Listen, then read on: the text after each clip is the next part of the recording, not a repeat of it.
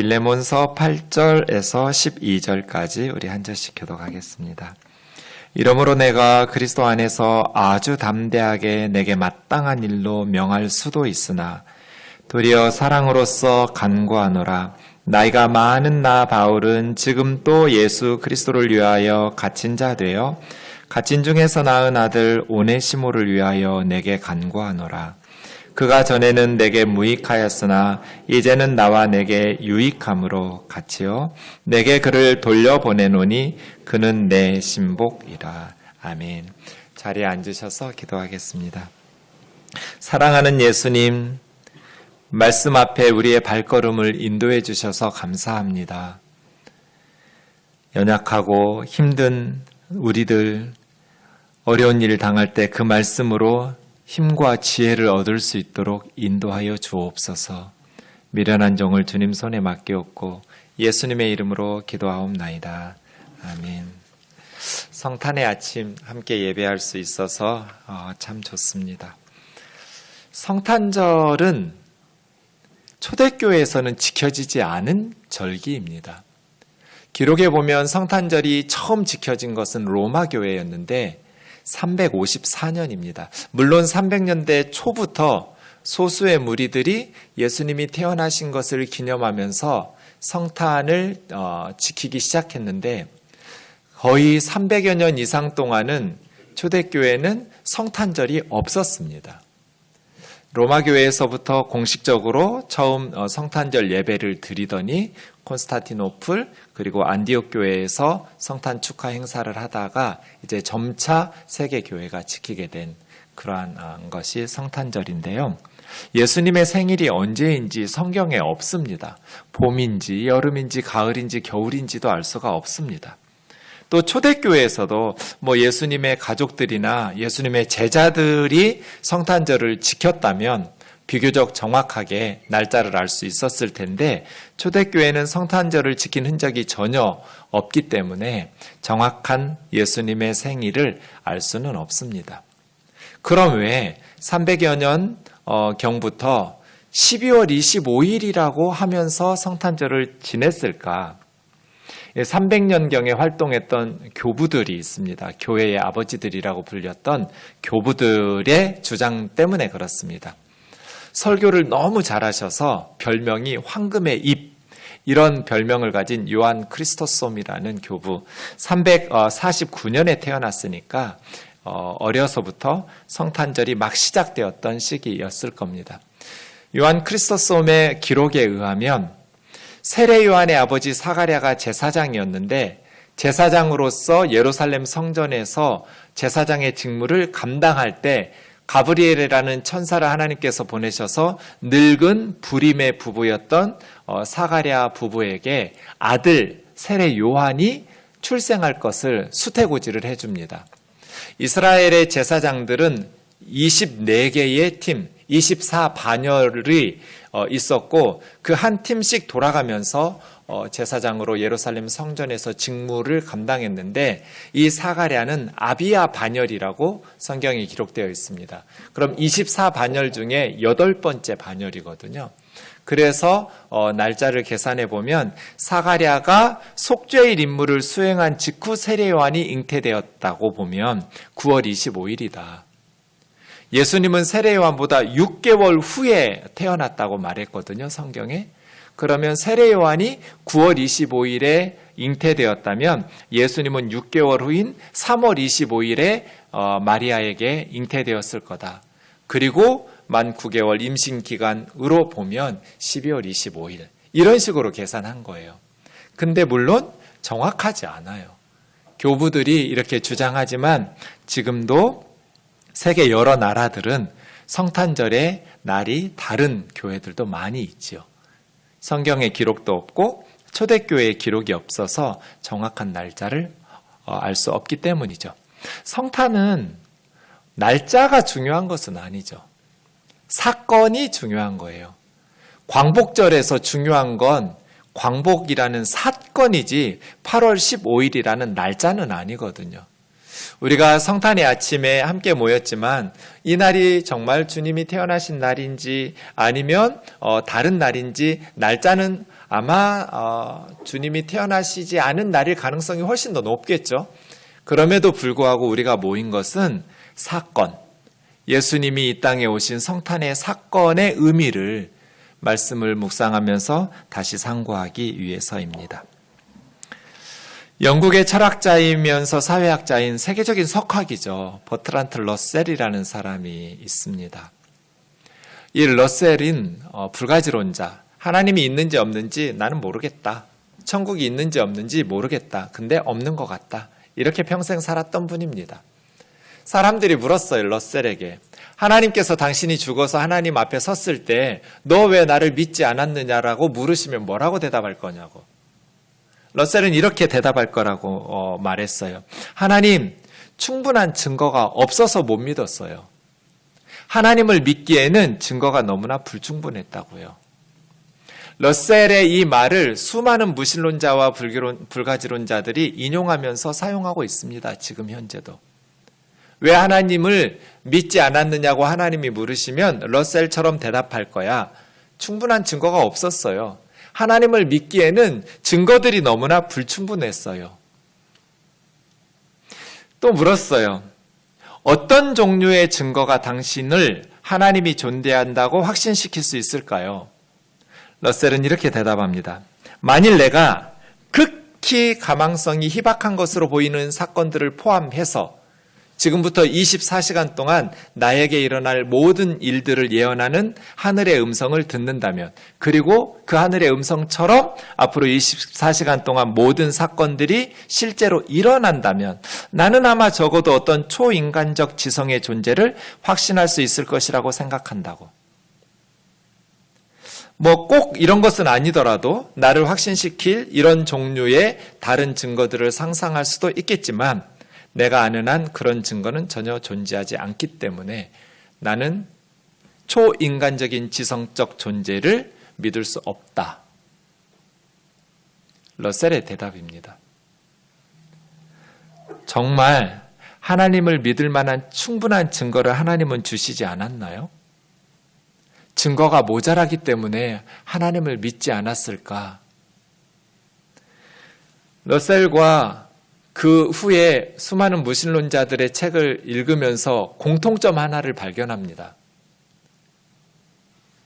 너무나 불성실했다고.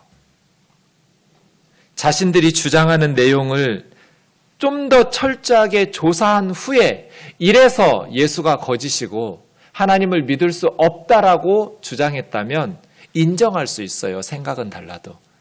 그런데 하나같이 무신론자 학자들이 그 학자의 의무에 태만했어요. 기본적인 사실조차도 조사하지 않고 엉터리 이야기들을 하면서 하나님을 믿을 수 없다라고 주장하는 내용들에 실망하게 됩니다. 제가 Why I am not a Christian, 러셀이 썼던 나는 왜 그리스도인이 아닌가라는 책을 3번을 정독했어요. 그리고 너무나 실망했어요. 세계적인 석학인데 어쩌면 하나님은 존재하지 않는다.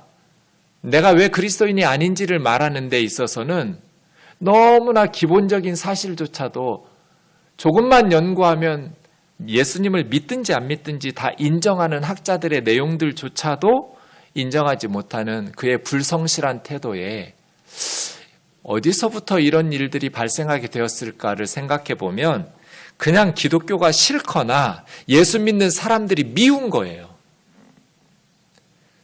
그래서 성경에서 주장하는 예수님을 믿었던 사람들이 주장하는 기본적인 사실조차도 제대로 확인하지 않는 거예요. 자기 생각에 사로잡혀가지고 기독교는 틀렸다라고 단정 지어버리는 성급한 결론을 내리게 되는 것이죠.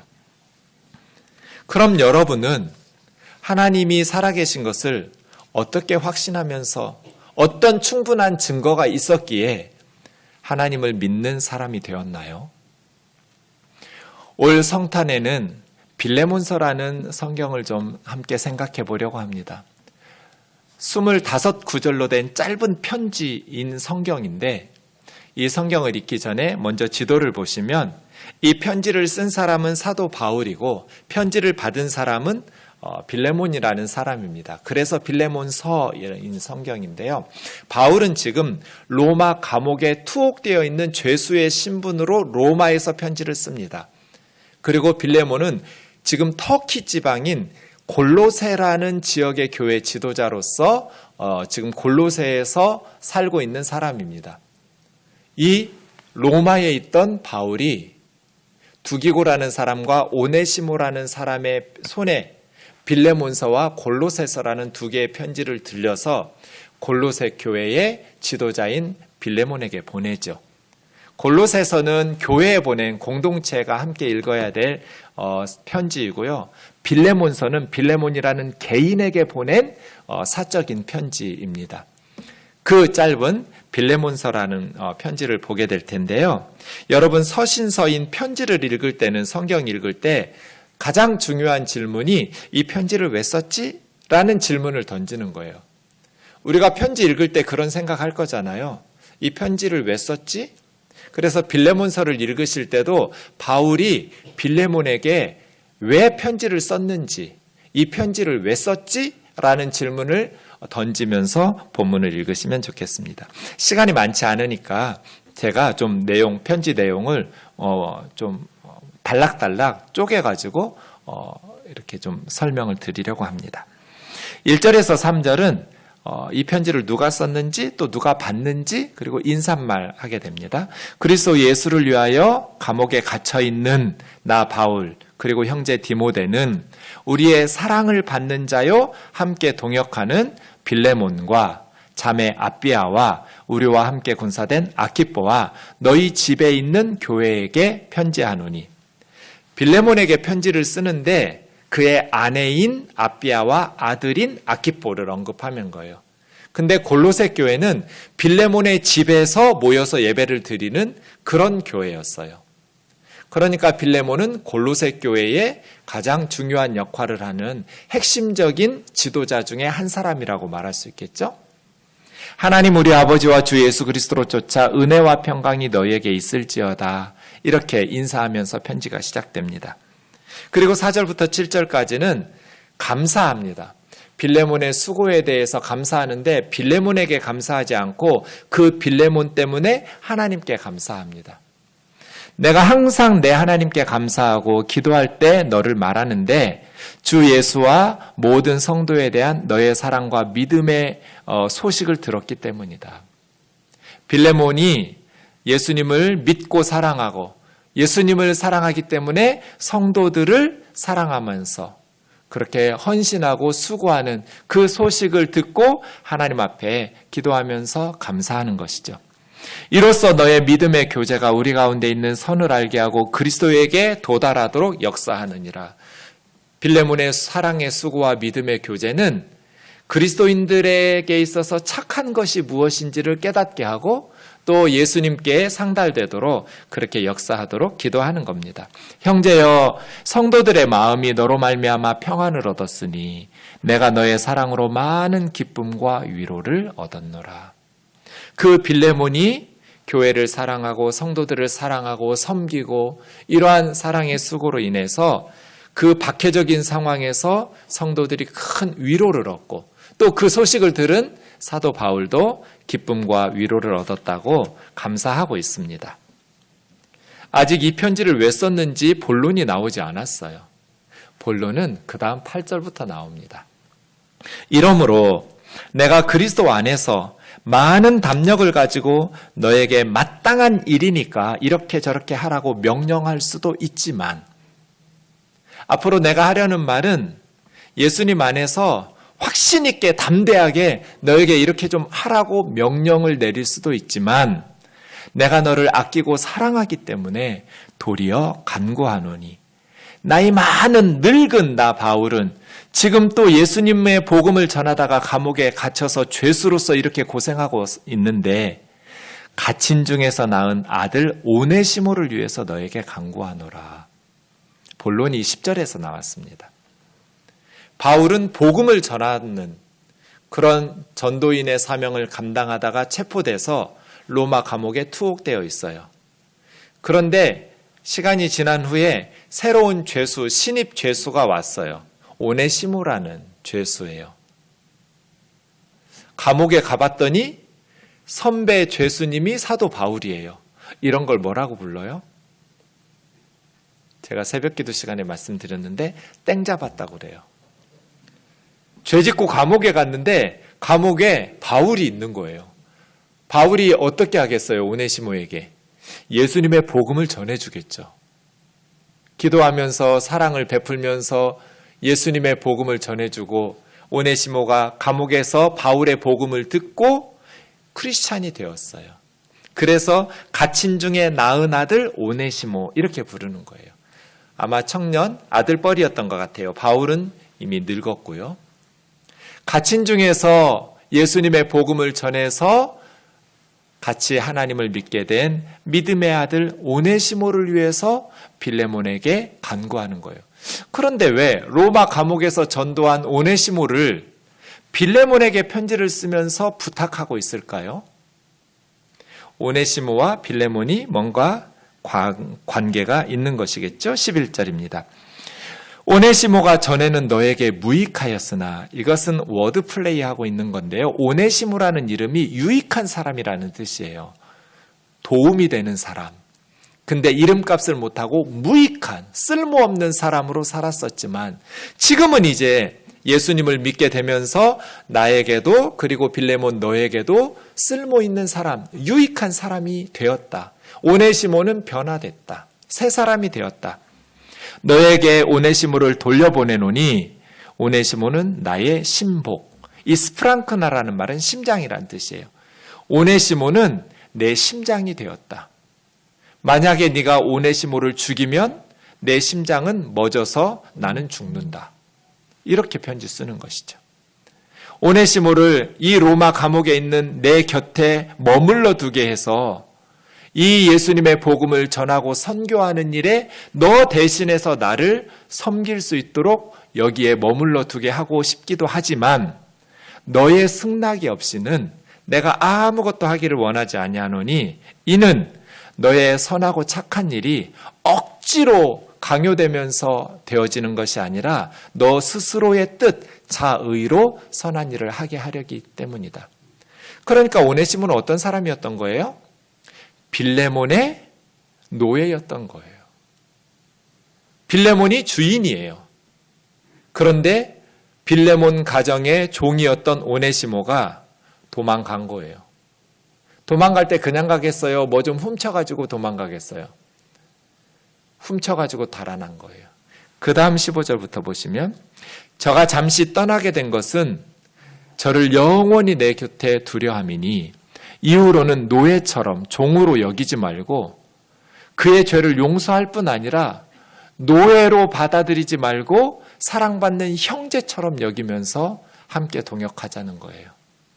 나에게 특별히 중요한 사람이 되었다면 육신적으로 또 이제는 영적으로 주님 안에서 너와 상관 있고 관계 있었던 종이었던 오네시모는 너에게는 얼마나 더 중요한 사람이 되었냐는 거예요. 그러므로 네가 나를 친구라고 인정한다면 오네시모 영접하기를 노예처럼 종처럼, 그것도 우리 물건 훔쳐가지고 달아난 괘씸한 종처럼 여기지 말고 나 바울인 것처럼 환영해달라는 거예요. 사랑받는 형제로, 그리고 바울이 너네 집에 찾아왔다고 생각하고 맞이해달라는 거예요. 18절, 만일 오네시모가 너에게 불의를 행하여서 너에게 빚진 것이 있다면, 당연히 있겠죠. 뭔가 훔쳐간 거예요. 노예인 오네시모는 돈이 없어서 너에게 빚을 갚을 수가 없으니 나 바울이 갚을 테니까 내게로 돌리라고. 친필로 쓰노니 오네시모가 너에게 경제적 손실을 입힌 빚은 나 바울이 갚을 거라고. 그런데 네가 나한테 빚진 것은 더 이상 말은 안 하겠다고. 빌레몬이 자기 집에서 교회를 할 만큼 부유한 사람이고 노예를 소유할 만큼 부유한 사람이어서 바울에게 경제적으로 뭐 돈을 빌리거나 신세졌을 것 같지는 않은데, 영적으로 보면 바울의 기도와 복음 전파와 희생과 사랑의 경제적인 것 외에 영적인 것을 바울에게 빚을 졌다고 생각할 수 있겠죠. 이 부분을 언급하는 것 같아요. 오네시모가 너에게 빚진 것이 있으면 내가 갚을 테니까 내 앞으로 돌려라. 근데 네가 나한테 빚진 것은 말은 안 할게. 너무 재밌는 편지예요. 오 형제여, 나로 주 안에서 너로 인하여 기쁨을 얻게 하고 내 마음이 그리스도 안에서 평안하게 해라. 나는 너가 순종할 것을 확신함으로 이런 편지를 썼고 너는 내가 쓴 것보다 더 많은 것을 행할 줄로 믿는다. 이게 빌레몬서의 핵심적인 내용이에요. 네. 할 말 다 했으니까 이제 인사하고 끝나는 거예요. 마지막 편지 뒷부분은 오직 너는 나를 위하여 처소를 예비하라고. 너희들이 기도해주면 내가 이 감옥에서 풀려날 것이고 내가 풀려나면 골로새로 가서 너희 집에서 먹고 자고 할 거라고. 나를 위해서 방 하나 마련해 두라고. 이렇게 못을 박아놓고 그리스도 예수 안에서 함께 갇힌 에바브라는 골로새 교회의 지도자거든요. 또 마가 아리스도하고 데마 누가가 너에게 인사하고 있다. 주 예수 그리스도의 은혜가 너희 심령에 있을지어다 하면서 이 25구절로 된 짧은 편지인데 정말 가슴 따뜻한 편지예요. 예수님이 세상에 왜 오셨는지를 보여주는 편지예요. 예수님이 세상에 다녀가셨어요. 역사가 뭐가 달라졌어요? 이 세상은 뭐가 달라졌을까? 라고 누가 저에게 질문한다면 저는 빌레몬서 읽어줄 것 같아요. 예수가 세상에 왜 오셨는가? 뭐가 달라졌는가? 라고 묻는 이가 있다면 빌레몬서를 읽어줄 것 같아요. 이렇게 달라졌다고. 제가 편지 읽기 전에 서신서를 읽을 때 가장 중요한 질문은 이 편지를 왜 썼지? 라고 말씀드렸잖아요. 빌레몬서를 왜 쓴 것 같아요? 10절에 있죠. 갇힌 중에 낳은 아들 오네시모를 위하여 빌레몬에게 간구하기 위해서. 마땅한 일이라고 명령을 할 수도 있지만 선한 일이 억지로 강요에 의해서 되어지는 것을 원치 않았기 때문에 부탁하면서 간청하고 있죠. 자의로 행하기 위해서 있죠. 성탄절의 의미가 무엇인가? 예수님은 세상에 왜 오셨는가? 예수님이 세상에 왜 오셨어요? 누가복음 2장 11절 12절에 보면 천사들이 들에서 잠을 자는 목자들에게 나타나서 성탄의 소식을 알려주면서 이렇게 말해요. 오늘 다윗의 동네에 다윗이 태어나고 자라난 다윗의 고향이 베들레헴이거든요. 그래서 베들레헴을 다윗의 동네라고 그래요. 오늘 다윗의 동네 베들레헴에 너희들을 위해서 구주가 나셨으니 곧 메시아 그리스도 주시라고. 이것이 성탄절의 의미예요. 베들레헴에 너희를 위해서 구주가 나셨다. 제 성경에는 구주에다가 가로 열고 중경이라고 써놨어요. 그렇게 읽어요. 오늘 다윗의 동네에 중경이를 위하여 구주가 나셨으니. 그럼 가슴이 뜨거워져요. 오늘 다윗의 동네에 여러분 성경에도 가로놓고 여러분의 이름을 쓰세요. 그렇게 읽으세요. 오늘 다윗의 동네에 나를 위해서 구주가 태어나셨다. 곧 그리스도 주시니라. 너희 목자들아 가서 강보는 긴 헝겊이에요. 포대기에 긴 헝겊에 쌓여서 구유에 누워있는 그날 밤에 베들레헴에서 몇 명의 아이들이 태어났는지 모르겠지만 표적 쌓이는 짐승들이 밥을 먹는 밥그릇 구유에 누인 아기라는 게 표적이에요. 그게 메시아다. 왜 하필이면 예수님은 태어나자마자 헝겊에 쌓여서 짐승들의 먹이를 담아놓는 밥그릇에 누워 놓았을까요? 이것이 저는 성탄의 의미라고 생각해요. 하나님께서 우리를 위해서 구주를 세상에 보내주셨는데 그 아이는 태어나자마자 강보에 쌓여서 짐승들의 밥그릇에 담겨져 누워있는 아이. 구유에 누이신 아기, 그것이 성탄의 의미라면 요한복음 6장 48절에서 주님이 내가 곧 생명의 떡이니라. 너희 조상들은 광야에서 만나를 먹었어도 죽었거니와 나는 하늘에서 내려오는 떡이니 사람으로 먹고 죽지 않게 하려는 것이다. 나는 하늘에서 내려온 살아있는 떡이니 사람이 이 떡을 먹으면 영생하리라. 내가 줄 떡은 곧 세상 사람들의 생명을 위한 내 살, 내 몸이니라. 예수님은 지금 십자가 얘기하고 있는 거잖아요. 벌거벗긴 채 강보에 쌓여서 구유에 누였던 그 아기 예수는 자라나서 속옷까지 다 빼앗기고 십자가에서 자기 살을, 자기 몸을 우리를 위한 생명의 양식으로 내어주시고 자기 피를 쏟아내시죠. 왜 하필이면 구유인가? 나는 하늘에서 내려온 생명의 양식이라고, 나를 먹으라고 주님은 말씀하시죠. 나를 먹는 사람은 영원히 살아갈 거라고. 어떻게 우리가 예수님을 먹을 수 있나요? 예수님을 믿는 것. 예수님을 믿으면 예수님이 우리 안에 들어와요. 예수님을 내 삶 속에 환영에 영접해드리면 예수님이 내 맘 안에 들어와서 내 속에 생명의 양식이 돼요. 사도 바울은 예수님을 먹었어요. 사도 바울의 인생에 예수 그리스도가 들어오셨어요. 예수 그리스도, 하늘에서 내려온 생명의 양식인 예수 그리스도를 먹고 구유에 누이신 그 예수 그리스도를 생명의 양식으로 삼은 바울이 변한 거예요. 바울만 변한 게 아니에요. 초대교회 예수님의 제자들, 초대교회 성도들이 변했어요. 요한일서 3장 16절 우리 같이 좀 읽겠습니다. 시작. 그가 우리를 위하여 목숨을 버리셨으니 우리가 이로써 사랑을 알고 우리도 형제들을 위하여 목숨을 버리는 것이 마땅하니라. 마땅하다고 가르쳤어요. 예수님이 우리를 위해서 목숨을 버리셨으니 이로써 우리가 사랑이 어떤 것인지를 깨닫고 우리도 다른 자매 형제들을 위해서 우리의 목숨을 버리는 건 너무나 마땅하다고. 성탄의 의미죠.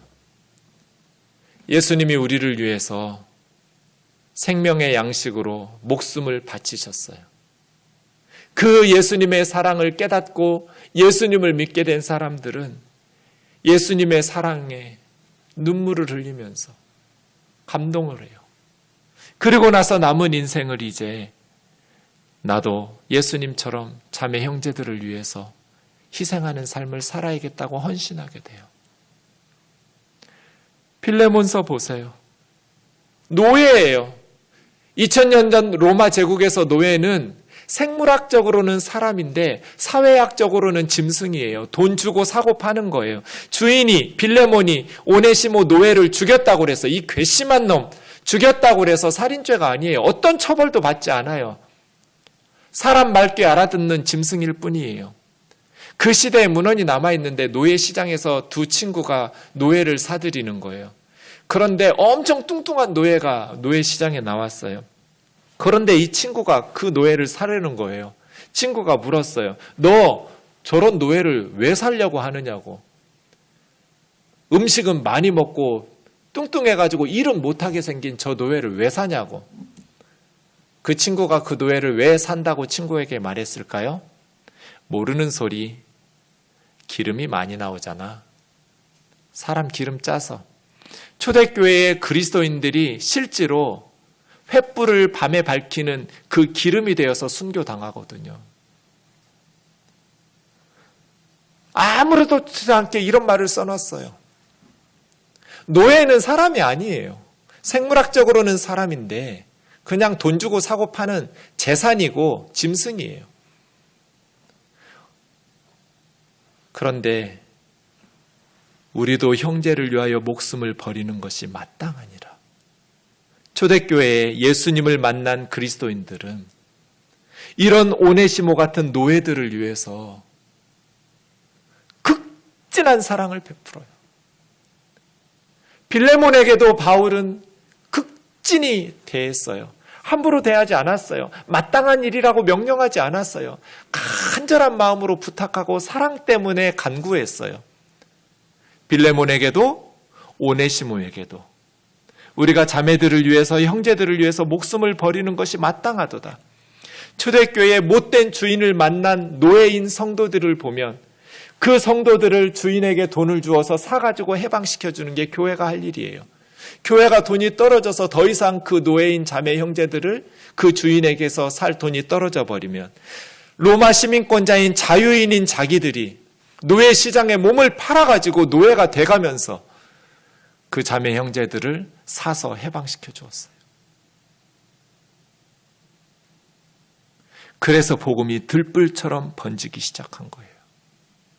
한반도의 조선 말기에 이 땅의 백성들은 양반들을 제외하고는 짐승이에요.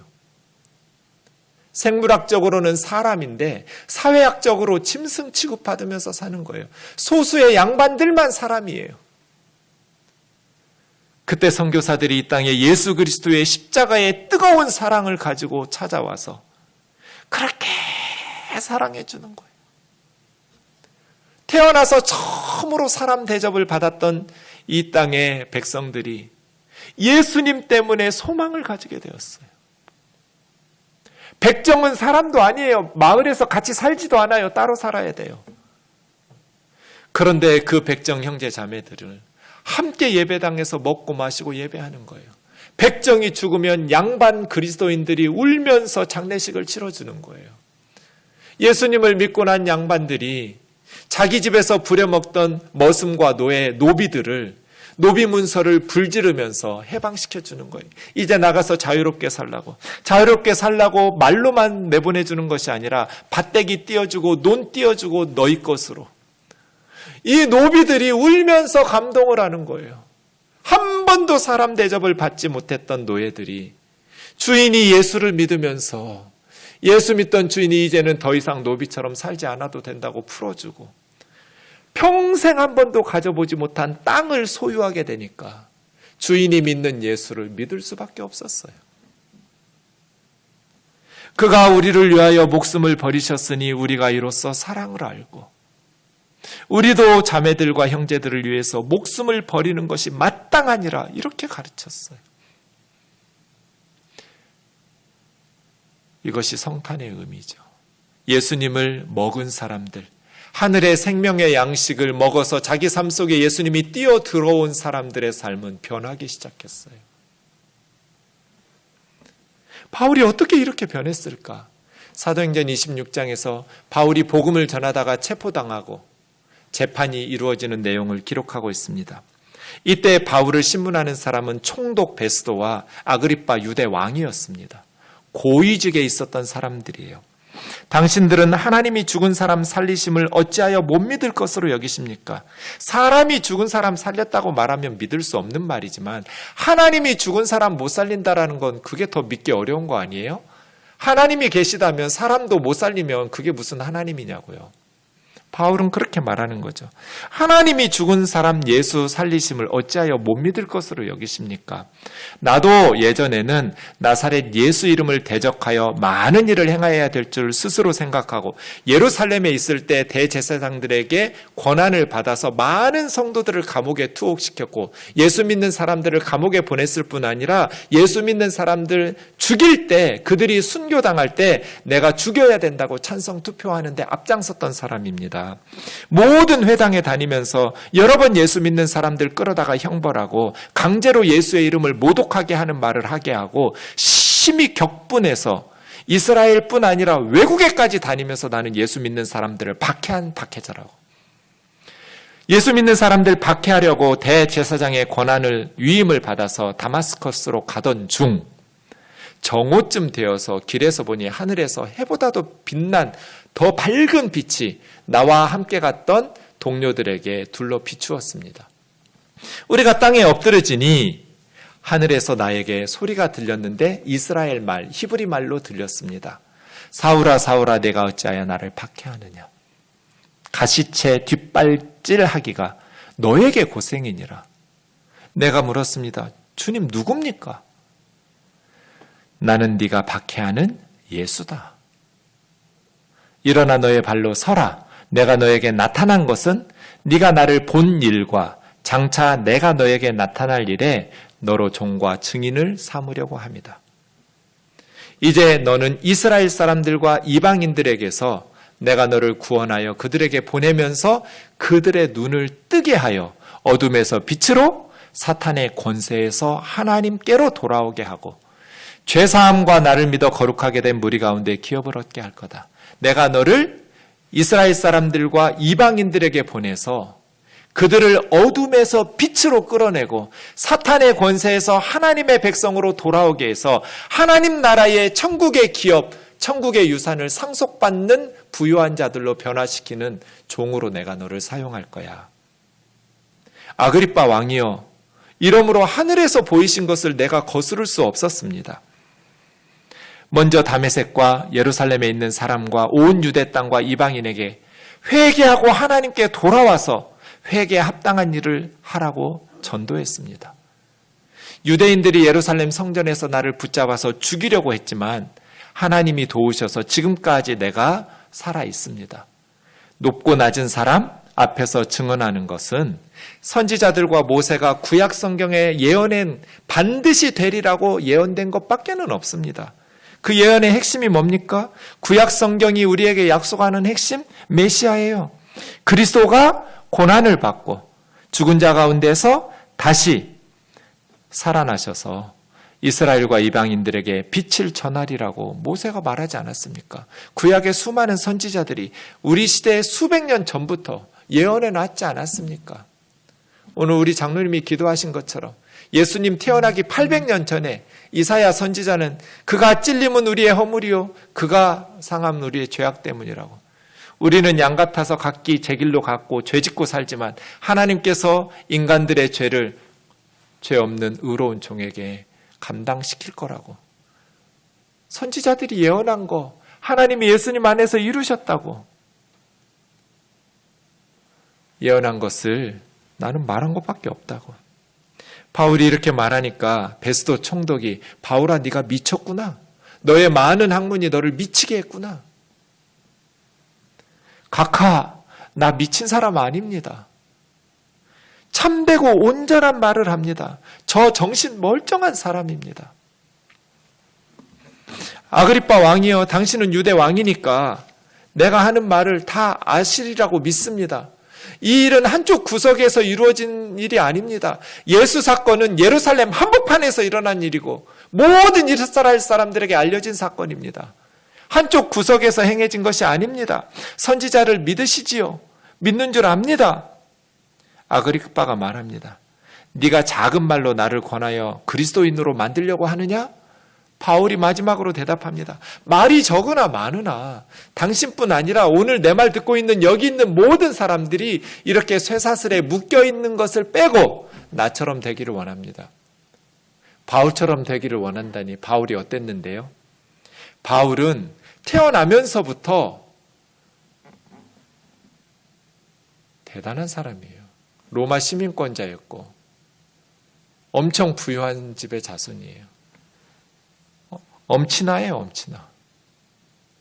그리고 태어나면서부터 얻은 생득적 특권도 많을 뿐 아니라 자라나면서 엄청난 노력을 통해서 앞길이 창창한 사람이었어요.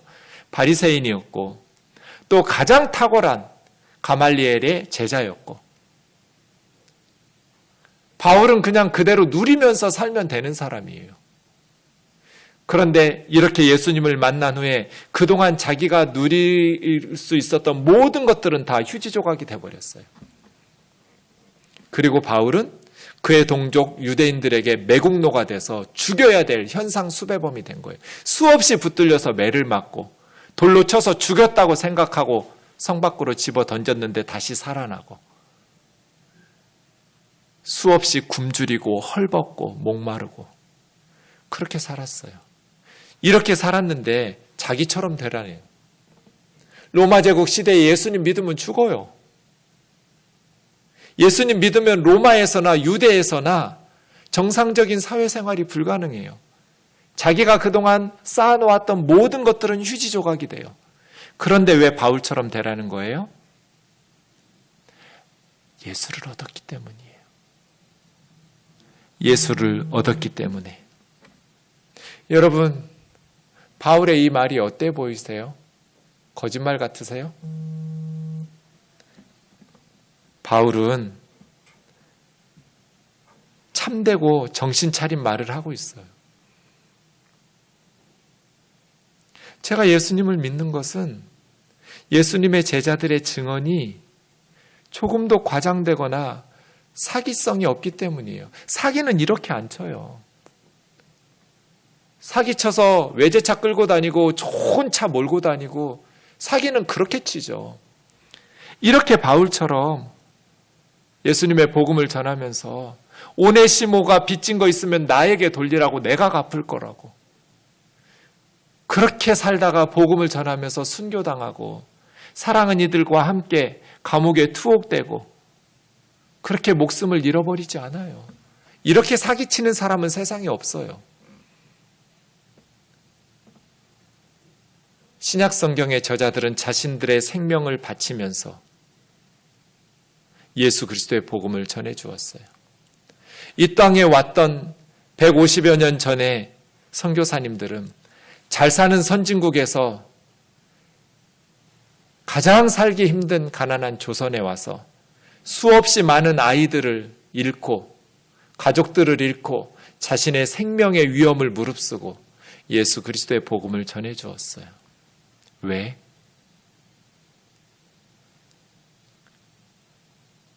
그래야만 우리가 구원을 받을 수 있기 때문이죠. 고린도후서 5장 14절, 그리스도의 사랑이 우리를 강권하시는도다. 우리가 생각하건대 한 사람 예수 그리스도가 모든 사람을 대신하여 죽었은즉 모든 사람이 죽은 것이라. 그가 모든 사람을 대신하여 죽으심은 살아있는 자들로 하여금 다시는 자기 자신을 위해서 살지 않고 오직 자신들을 위해서 대신 죽었다가 다시 살아나신 예수 그리스도를 위해서 살게 하려 하심이라. 그러므로 이제부터 우리는 어떤 사람도 육신을 따라 알지 아니하노라.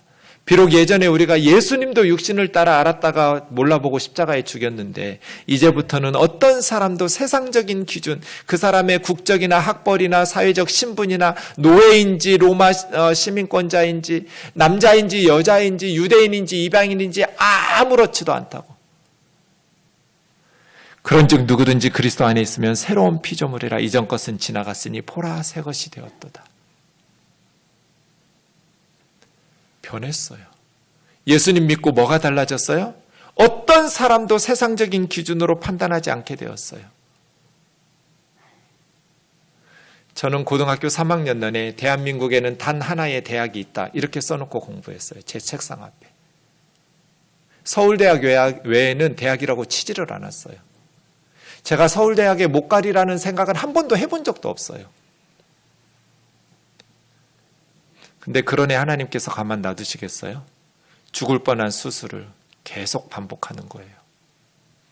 공부를 할 수가 없어요. 하루에 약을 20알 이상씩 먹어도 점점 건강이 나빠져요. 왜 그랬을까요? 불안하니까. 경쟁에서 뒤처지면 나는 도태된다고 생각하니까. 두려우니까. 불안하고 무서우니까.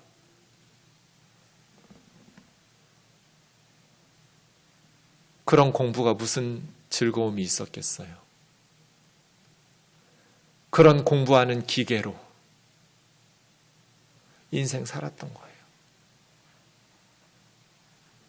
그런데 대학교 1학년 겨울방학 때 요한복음을 읽으면서 예수님을 만나게 됐어요. 첫 번째 느낌은 자유였어요. 자유. 휴, 살았다. 이게 제가 처음으로 예수님 만나고 한 말이에요. 휴, 살았다. 살겠더라고요. 어떤 사람도 세상적인 기준과 배경을 가지고 판단하지 않게 되었어요. 빌레몬이든지 오네시모든지 종이든지 로마 시민권자이든지 하나도 중요하지 않아요. 누구든지 그리스도 안에 있으면 새로운 피조물이 되었어요. 어떻게 변했는가? 어떤 사람도 세상적인 기준으로 판단하지 않는 사람으로 변했어요. 너무나 사람들이 예뻐 보이는 거예요. 제가 우리 교회 청빙위원들에게 하는 말이 있어요. 나는 사람 볼 줄 모른다고. 내 눈에는 사람들이 다 예뻐 보인다고. 다 좋은 목회자 같다고. 그래서 나는 청빙위원이 되면 안 된다고. 당신들이 고르라고, 우리 목회자들을. 다 예뻐 보여요. 사랑하는 자매 형제 여러분, 러셀의 말을 다시 기억하면서 말씀을 마치려고 합니다. 하나님을 믿을 만한 충분한 증거가 없어서 나 하나님 못 믿었다고 대답할 거라고. 러셀은 그렇게 말하다가 죽었습니다. 정말 하나님을 믿을 만한 충분한 증거가 없나요?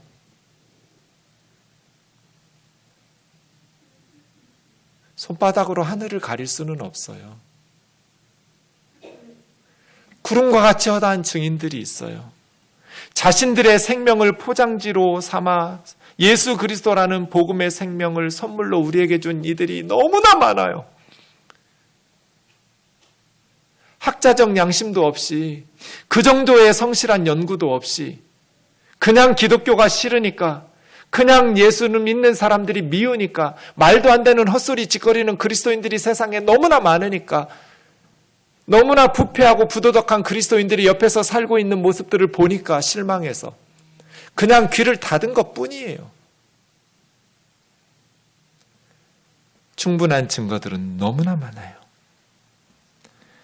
요한계시록 3장 20절, 성탄의 아침, 주님은 지금 우리에게 문을 두드리고 있어요. 너 혼자 불안하게 살지 마라. 네 힘으로 이 악한 세상, 험한 세상 살려고 아둥바둥 거리지 마라. 마음의 문을 열어라. 내가 너의 삶 속으로 들어가면 너는 나와 함께 더불어 먹고 마실 거라고. 예수님과 함께 더불어 먹고 마시는 행복한 삶을 살게 되기를 주의 이름으로 축원합니다.